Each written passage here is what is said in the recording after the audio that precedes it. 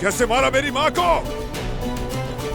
बारह, रुक जाओ, मेरी बात तो सुनो। अब क्या सुनूं मैं? हाँ, मेरी माँ को हमसे छीन लिया, मार डाला इतनी बेरहमी से उनको।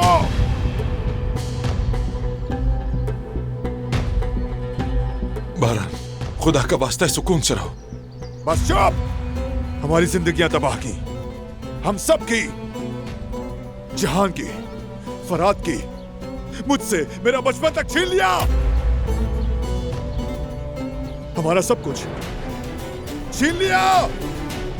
बारह, बारह मेरी बात सुन। क्या सुनूं मैं? ये कि मेरी माँ को कैसे मारा, या ये कि कितनी चालाकी से नजरें मिलाकर हमारे घर में हमारे आसपास घूमते रहे तुम? क्या सुनूं बताओ?